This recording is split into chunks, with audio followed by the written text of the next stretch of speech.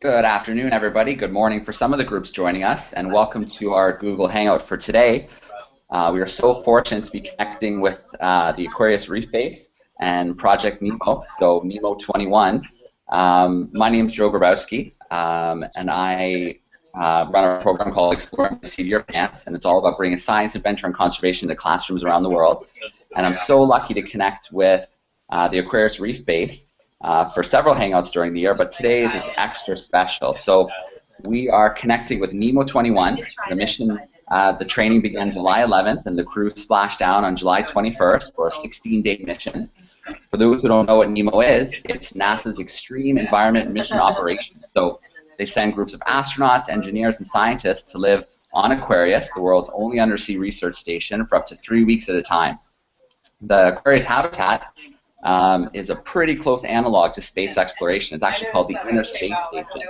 It's deployed 60 feet below the surface in the Florida Keys National Marine Sanctuary. And at Aquarius, they do all kinds of studies on the ocean. They test and develop state-of-the-art undersea technology, and they train specialized divers and astronauts. So we're so excited to be joined by Matthias today. He's a cavenaut and an aquanaut with the European Space Agency. So he scouts new technologies. He's also the European communicator for the International Space Station operations. He has a PhD in material science engineering, and he joined the ESA in 2010. So he's been working on exciting projects like preparing future spaceflight operations and finding new international partners. So, Matthias, it's so great to have you joining us today from the bottom of the ocean. Excellent. Hello from Aquarius, and I'm really happy to have the time to talk to you guys. Hello to Canada, hello to the US, and hello to everyone joining us on YouTube. So we are here in the Aquarius habitat, and as Joe already explained, we're at the bottom of the sea. We're 10 miles off the coast of Florida, in the middle of the sea, and around 60 feet below the surface. And what we're doing here, we're testing technology for space exploration. We test technology inside the habitat that will fly in a few months to the International Space Station.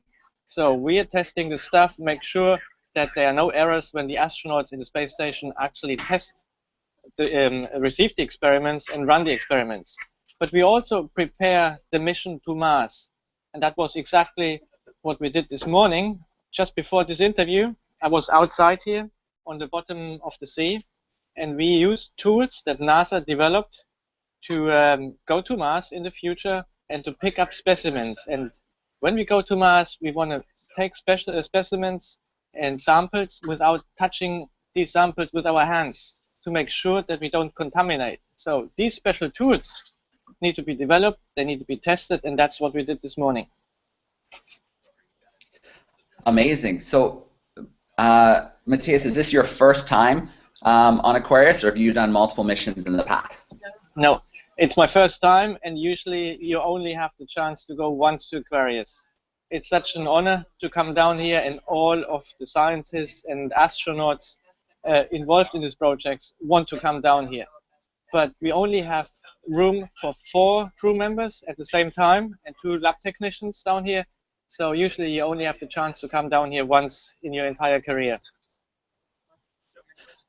Amazing. So I know you're an aquanaut now, but I know you're a cavenaut as well. Do you want to tell us a little bit about that? Yes. Cavenaut is, well, caves is also an analog. It's an analog that is run by the European Space Agency. And basically what we do in caves, we take a team of 4, 5, 6 astronauts or astronaut candidates and send them down in a cave. And they need to survive 5 days, 6 nights in a cave. And it's very important that they actually try to communicate well, to cooperate, because the team is usually from different nations, different nationalities. Everyone speaks a different language. So there's usually only 1 or 2 persons with the native language of English, and all the others are Europeans, or this year we had 1 Japanese, 1 Chinese, we had 1 Spanish in there, we had 1 Russian, and we had 2 Americans. So it's all about communication and cooperation with people from a different cultural background. All right. And all this in a very stressful and dangerous environment. Yeah. And you study the caves as a possible habitat for future missions, say on the moon or Mars? For future missions where you actually want to set up a cave, a station. What you do in the cave is you send a team in there to practice teamwork and these cooperations, and you also practice to run experiments. So it's an analog, so kind of simulation for space mission, which focus on one side, on the team building side. Aquarius focuses more on the technology side. So what we have here is we have our station, which is very small, but we are 6 people inside, and so basically everyone is always standing in the way of another person, and when somebody wants to run an experiment, he always needs to push out the other person, but we all need to make sure that we can run our work, that we can do our experiments, so we need to cooperate. And you see already a good example, like I'm already in the way of my colleagues, which are standing behind me, and so that's one side of it. But we also test the technology inside here. And as you see outside, we're on the bottom of the sea at 60 feet. We cannot go up. We cannot leave our station. We really feel like being on Mars. And that is one important aspect of the mission. You really are into full operations. It's not just like playing for an hour simulation. No, we really are in a space. Amazing. Can you tell us a little bit about some of the technology you have been using over the last few days? Yes. So I'm from ESA. I brought in 3 different experiments that every one of us will be testing. One is a mobile procedure viewer. It's basically a device that you wear on your wrist, and step by step you can read the instructions on how to run an experiment. Astronauts that go into space, they spend like 6 months, or even when they go to Mars, they might spend like much longer time, like up to 500 days on the mission. So all the experiments, all the technical stuff that you need to do, you cannot learn by heart. You need to have instructions. It's like a manual.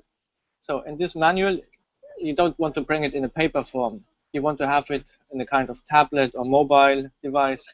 So that's a device that we brought in and check if we can have it on the wrist and if it works, and if we can use this also to contact the scientists on the ground to help us if we have a question. Another experiment was to use the water quality. In such a closed environment here on the bottom of the sea, we have drinking water, but that is stored in tanks, and these tanks might become dirty, and we don't want to risk that all the crew become sick. So we need to test our drinking water quality. And this is exactly the same test that is run on the International Space Station. And this test takes a lot of time, and it's not very precise. So we brought in a new test that is much shorter and more precise. And we wanted to find out if this test really works. So that is another experiment.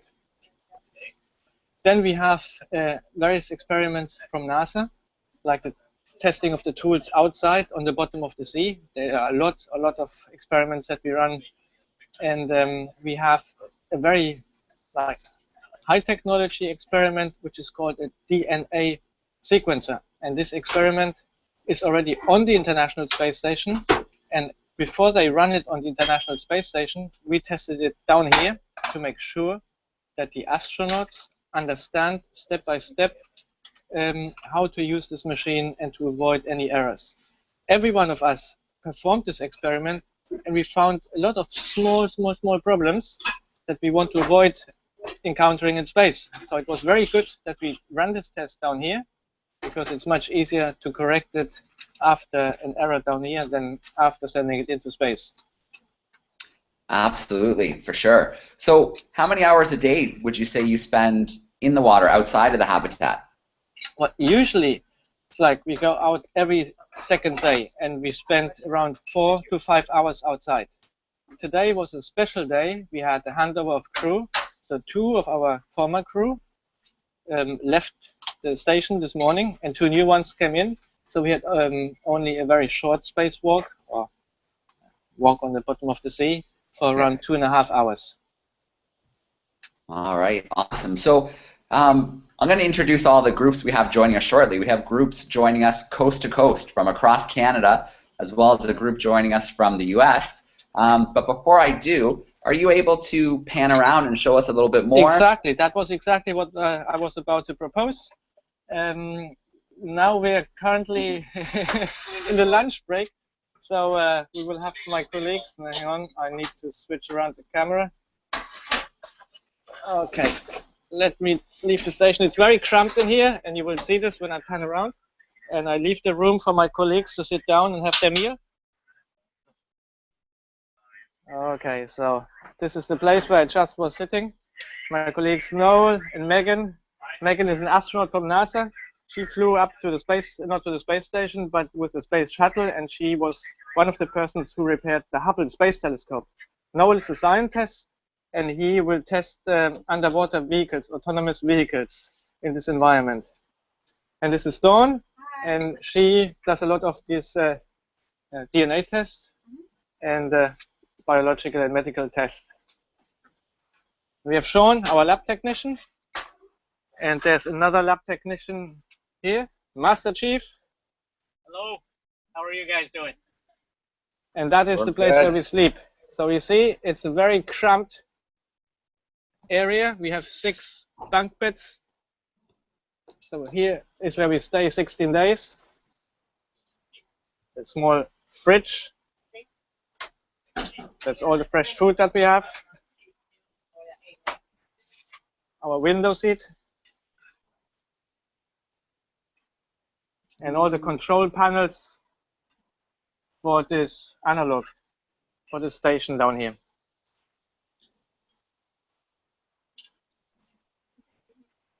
And here's where we do our dishes.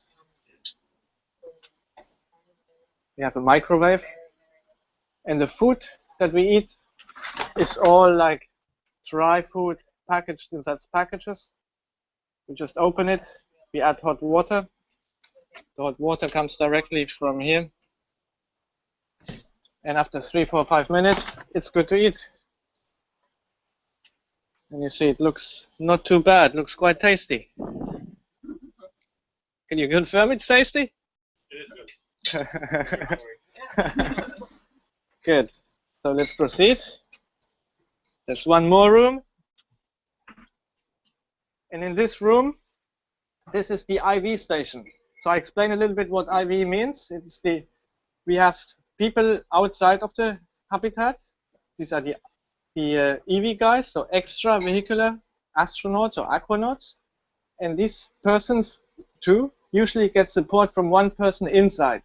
So that's the IV, the inner vehicle person. So we have here our communication channel. We can push to talk, and then we can talk to our people walking on the bottom of the sea. We have here a kind of GPS tracking device, and we can see where they move on the ground. So we can tell them, go 10 meters further and a little bit to the right, and there's a nice location where you find good samples that the scientists are interested in. And then we have various computer systems. And here are cameras, and you see me in the camera, because the camera is here, up there, and you can see it actually now in the internet, also on the live stream. Then we have here a toilet. That toilet is not very often used, only when this door here is closed. And that door here is the connection to the wet porch. The wet porch means in here it's very humid and it's much warmer. So I turn around quickly. That's the inside of the station, and I close it to make sure that we don't get too much humidity in there. Not too much, don't want to cut the cable. Now we're here in the wet porch. Wet porch because here's the water. Whenever we want to dive or walk on the sea, we take these helmets. Turn around the helmet a bit. See, it says NASA helmet. This is a camera, so the scientists can always see where we're walking and what we are looking at. And this is the helmet, and inside we have a lot of air, so we can talk and we can hear. And if water comes inside, we open that valve here, and that will like release a lot of air and push out the water. So it's very safe. It's a very good helmet, and it's only heavy outside of the water. In the water, it's very comfortable to wear. This is our toilet that we use, and it's also our shower. And on the toilet, I believe it's the only toilet in the world where you have a view to the outside world with fish swimming by. So it's a wonderful place. Here the wet porch, we just climb down the ladder and then we walk on the sea. Very easy. And here you see maybe, where's the camera? Okay. You see this silver container. That's a container to bring stuff up from the surface down to us. So we bring down computers and all electronic equipment and food. Everything comes down in such a container. Here we have coolers for our biological tests, because we run DNA tests and medical tests, and all the ingredients need to be always cooled and being on ice. And this here is all the equipment for the divers. So, and only Master Chief is allowed to touch that stuff. And this here are the diving suits. You see, nice white diving suits. And I go back inside because it's very hot in here. And in here we have an air conditioning, and it's much, much nicer. Okay. This is one more workplace. That's where we run some of the experiments. It looks a bit chaotic at the moment because we just changed the crew and we got also in new experiments and new material. All right, this is some more equipment. It looks like being on a submarine here. And that's it. So do you have questions for me? And I lost the voice. Sure. I cannot hear you.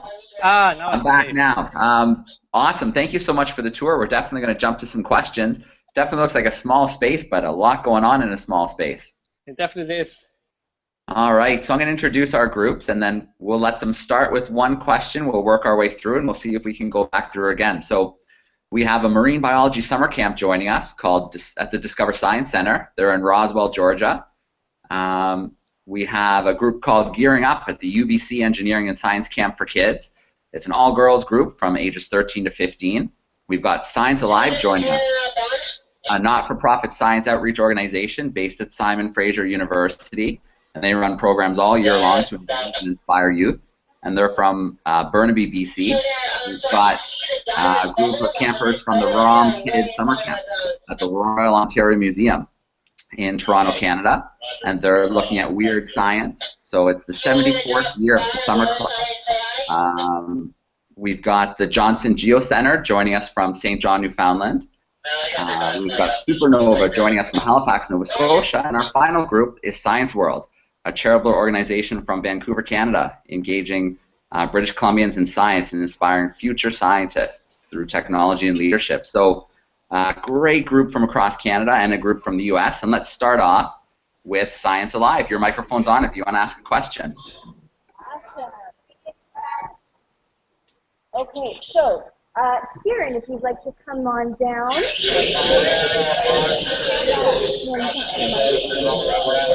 Come on down.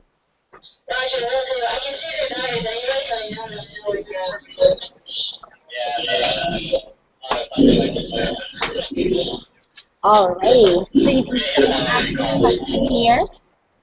How many years did it take to build one of those submarines that you're in? So his question is, how many years did it take to build that submarine that you're in? Oh, that's a very good question. I actually don't know the answer, but I can ask it to my technician here. Just a second.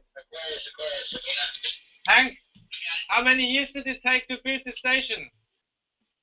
I think 5 years. 5 years. Yes. The answer is 5 years. It took 5 years. And Master Chief just gave me the information. Yeah, we may have some Very good question. Great question. Do you guys want to ask one more quickly?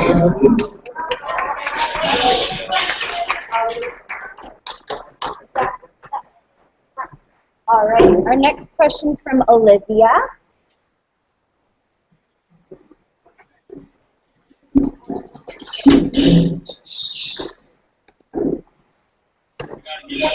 What are the dangers with you underwater? Yes, you're right. It is actually a bit dangerous, but that's also one of the objectives of the test. Can you mute your microphone while I answer, because I have a lot of feedback? Okay, so I answered the question again. It is dangerous, and we need to make sure that we check our equipment, because the equipment is the only thing that saves us from being in danger.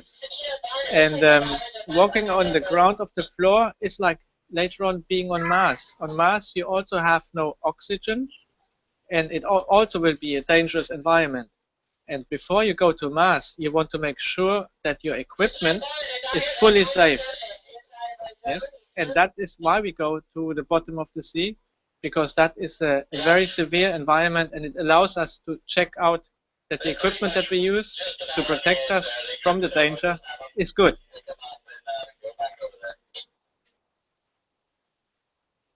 All right, we're going to jump to our next group. Supernova is joining us. Your microphone's on for some questions. Oh, many questions. How do you get internet, and how many oxygen tanks do you need to survive underwater? Say again the question. How do you get internet down there, and how many tanks of oxygen does it take you to survive through as many days as you're going there for? Okay, so it's all the answer to both questions is the same. We are on the bottom of the sea, but we're not very, very far on the bottom. So it's only 60 feet. And what we have, it's like the station is on the bottom of the sea. And here is the sea level. So, and in between, we have an umbilical. And this umbilical brings down electricity, and it brings down air to us on the ground. And on top of the sea, we have a buoy that floats. And on this buoy is an antenna. And this antenna sends data back to the ground. So we get internet via an antenna, down the umbilical, down to us. And also on this buoy is a machine, a pump. And that pump pumps down air to us all the time. So I cannot actually tell you how many bottles of air I consume every day. I think it would be many, many bottles. It's when we are on the bottom of the sea, it's a bit different than normal diving. Because we have an umbilical, it's like a tube, a hose, and I'm always connected with this hose back to the station. And I always get air pressed through this umbilical. So I could, in theory, stay as long as I want. It's amazing. It is amazing. It is absolutely amazing. I couldn't agree more. Great question. Do you guys have one more quick one? How long have you been underwater? How long I have been in the water or out there already in Aquarius? In the water, usually we are 4 to 5 hours, but the mission in total started 8 days ago, and in total it will last 16 days. So in total 16 days we will live under the water. All right, let's jump to our group in Toronto, Ontario. Rom Kids, your microphone's on. Simon, you might have to stand up a little more. There you go. How do you brush your teeth underwater? Oh, that's very easy. I'll show you. You see? Well, let me switch around. It's here, it's the sink, and that's my toothpaste. And I do it just like you do it back home. I just stand here and brush my teeth. Yeah. So in the station, it's all the same.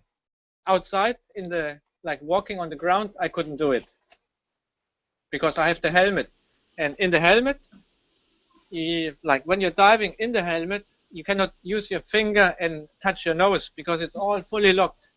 So whenever you have something that is annoying you, you need to live with it for the next 5 hours. You cannot scratch your finger. It's a fully sealed hard helmet going around the head. All right, great question. Do you guys have one more? We do. So Hannah's going to ask the next question. Hannah, just step up here. If you find a shark outside and it may want to chase you, how do you get away? That's a great question. It's actually a question that we are discussing every day. It's well, luckily the sharks around here, the ones that are here around during the day, are not dangerous ones. They're just nice reef sharks. But in the evening, after 9:15, we found out there are some bull sharks coming in, and we don't want to be outside when they are outside around the station. So we decided that we don't go outside at such a late time at night, because we don't really know how we would defend ourselves against the shark. Great question. We've been discussing that here. All right, good question. Well, I'm going to jump to our group in St. John at the Johnson Geo Center. Your microphone is on. All right. Yeah. So go right in front of the camera.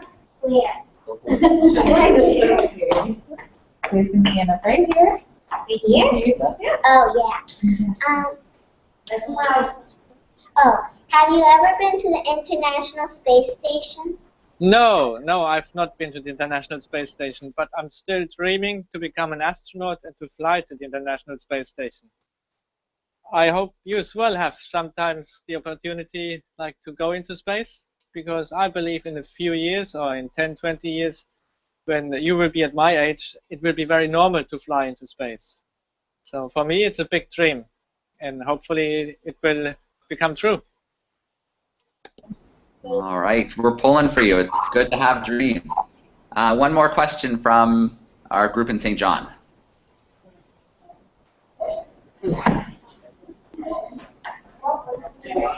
How comfy is your bed?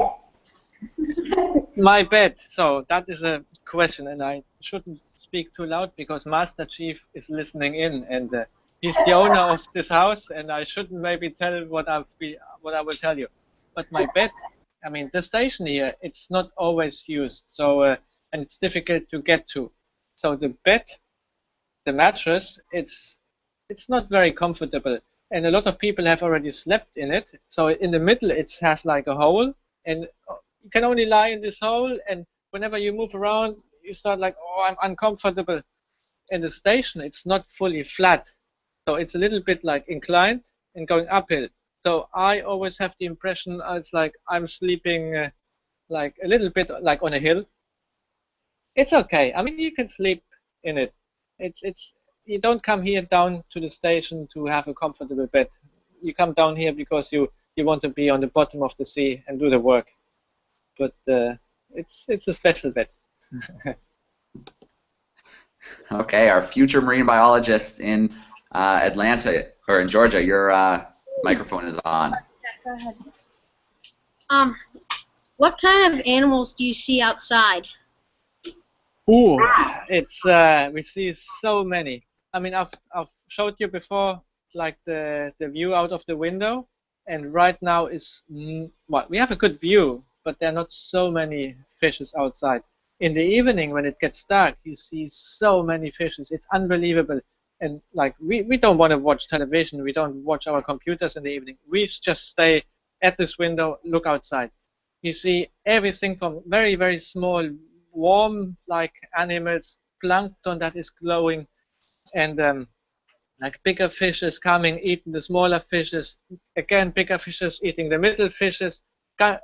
Big fishes coming, eating the middle fishes.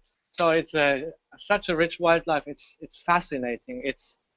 I've never seen anything as beautiful and interesting before. So I have the impression I'm on a different planet, because this world down here under the sea, usually you cannot go there and it's not accessible. So it's unique. It's wonderful. The water out. Say again, the water? How do you keep the water out?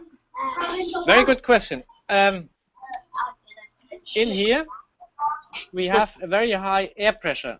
And this air pressure, it's also the reason why I talk with a different voice. Usually my voice is much lower, but we need to have a high air pressure to make sure that the air pressure here is as high as the water pressure outside.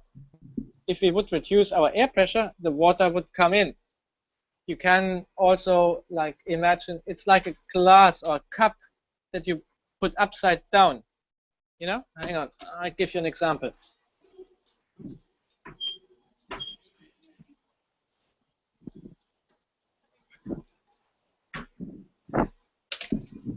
If you make an experiment back home, you take a cup and you take it around with air inside and you put it in the water and you push down, you will see there's always air in that glass. And that's exactly, we live inside, but 20 meters or 60 feet below the surface. Does this explain? I think so. That was a good explanation. Before we go to our final group, I want to give a shout out to another group who's watching us live right now. There's a group from Edmonton, Alberta, from the TELUS World of Science. They're the Space Troopers, Velocity Lab, and Brainiacs Camp. So it sounds like there's a big group there. And then, let's see. They sent me a question. See if I can find it. Okay, I'll look for the question while the other class is speaking. So, gearing up, if you don't mind turning on your microphone for 2 more questions. All right, Chloe, did you have a question? Just say it. What's the most revolutionary piece of technology that's been created or discovered recently that's helped with mission readiness? Did you catch that? No, you need to repeat again the question. So Chloe is asking, what's the most revolutionary piece of technology that's been discovered and being used at NEEMO that's helping you on your mission right now? Well, I would say this is the DNA sequencer that we are currently studying here. It's a machine that has been flown to space last week, and that will be used for the first time by NASA astronauts. And we also got the same machine down here. And let me have a look if I found that one. I will show it to you. Basically, you see here a lot of equipment, and it's a very tiny space. And in this equipment set, there is a lot of chemicals, and you see here syringes, and I have some technical devices. I put this aside for a moment, and I open the bag.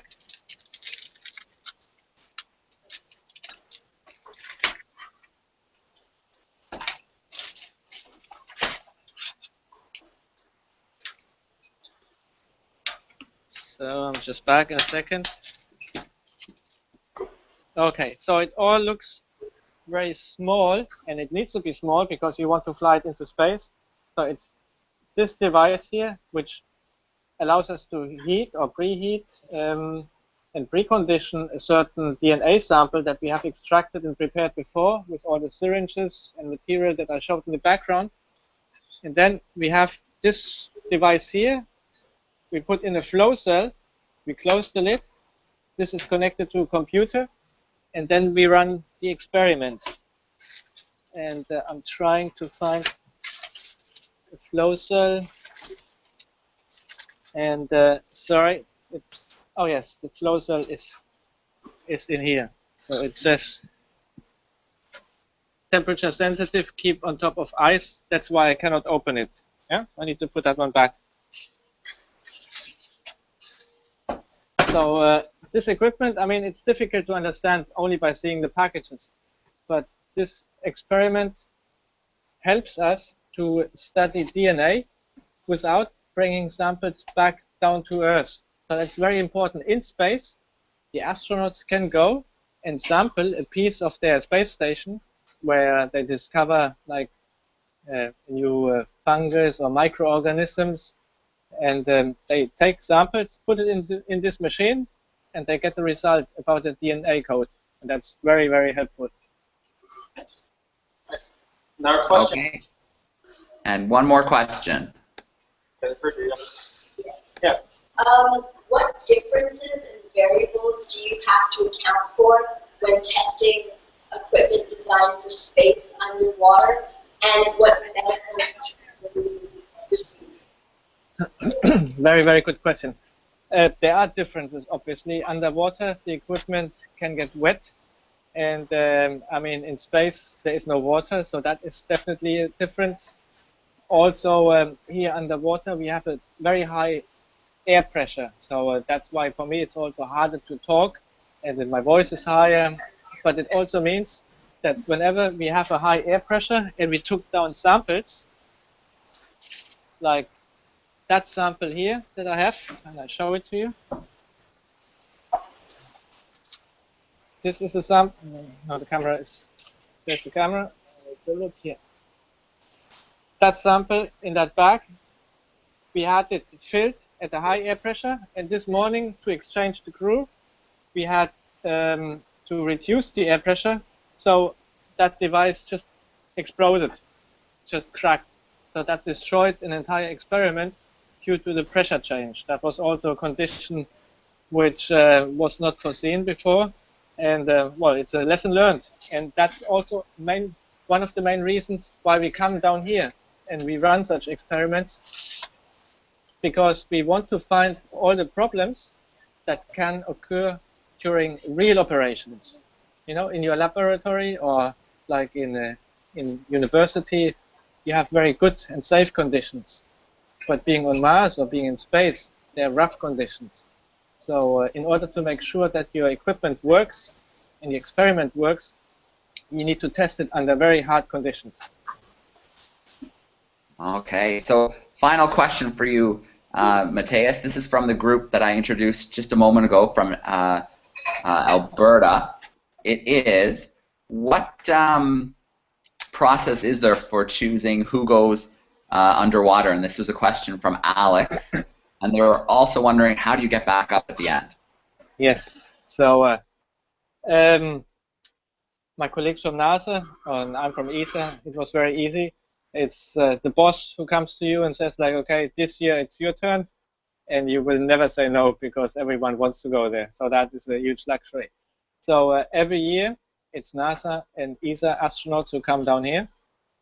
For the scientists, they need to apply and they need to have a good project, and they also need to have their institution being in support of them coming down here, because they need to pay a little bit to get down here. So that's more complicated for the scientists. For me, it was just a decision of my boss. Yeah. So in order to go back, that's a very good question. Let me explain. It's a bit longer to explain. So maybe you've heard of the diver disease. When a diver goes down into the sea, he can only stay a certain time at a certain depth, because afterwards there are reactions in the body that happen, and when you come up too fast, bubbles can form in the body and can be very dangerous to your health. So that's the diver disease. We are living down here, so we are fully saturated with nitrogen. So which means like if I would go out here and go up, I could die just because of this disease. So we need to come up very, very slowly. It takes actually 16 hours. But you cannot climb out of the station and swim up 16 hours. That would take way too long. So what we do is we close the door. And I'll show you again the door. We close that door that you see currently the cables running through. We close it. And then this entire station that you see here becomes our pressure chamber. So we will reduce the air pressure inside during the next 16 hours and slowly, slowly reduce the air pressure. And then we simulate diving up to the surface. And once we are up at the surface, the body is clean again, the nitrogen is out, the diver disease is no problem. Then we increase the pressure rapidly so that we're down and we can open the door without water coming in, and we dive out. Sounds complicated, and it is complicated, but I have no way to explain it easier. All right, well, safety is important. Matthias, I almost missed one of our groups from Science World. If Science World, if you guys want to turn your mic on for a quick question. Sorry, I almost missed you guys. Hi. No, so we'll get, yeah, Vanessa can answer the first question if you want. What is the movie character that inspired you to become an astronaut? Say again, I missed the first part. We had to drop out. Is there a book or movie character that inspired you to become an astronaut? Or what inspired you to become an astronaut? Well, or what in general inspired you to become an astronaut? Yeah, well, it's all very good questions. It's, I mean, there are lots of films out there that describe how astronauts live in space, and I've seen and I've read articles and read books about, like, I'm from Germany, so about our first German astronauts. Then I saw the people walking on the moon, and that all inspired me. And I thought, like, wow, our Earth, it seems so big to us, but from space, seen from space, it's so small. And there's so many different worlds outside, different planets and different suns and other solar systems. So I thought, I want to explore. I want to learn what exists there. And all this convinced me that there's no better job for me than become an astronaut. And hopefully I will become an astronaut very soon. Cool. Oh, yeah, should we do a second question? Yeah, we can squeeze one more in. Okay, for sure. What food will you miss the most? Fast food you had. This is weird. So, repeat again the question. What food will you miss the most, and what was the last fast food you had? So, to be honest, I'm not such a big fan of fast food, and I like good solid food. I like vegetables, and I like healthy food, because if you want to become an astronaut, you need to be healthy, and it's the first step in an astronaut selection is, are you healthy enough? If you're not healthy enough, you will not become an astronaut. So I try to take care of what I eat and my nutrition intake. And okay, I'm not Superman, so I also eat sweets and all the stuff that you maybe should not eat so much and which you like. But in general, I try to avoid fast food. Down here, we have the food that I showed you before. It's all in packages, which are freeze-dried, so you just rip it open, you add water, and you can eat it, but it's not the healthiest food. So I'm really looking forward, when coming back, to a nice fresh salad and a pizza. All right, well, Matthias, I can't thank you enough for doing this today, for joining us from the bottom of the ocean. I thank you. That was a pleasure talking to all the boys and girls, and I hope you all enjoyed a little bit. Well, you reached hundreds of kids across North America today, coast to coast across Canada as well as in Georgia. One thing I like to do right at the very end is turn the microphones on, let the kids say goodbye and thank you. Oh, I'd love to hear this. Excellent. So it might get loud. I'm turning the microphones on. If you guys want to say goodbye and thank you, here we go.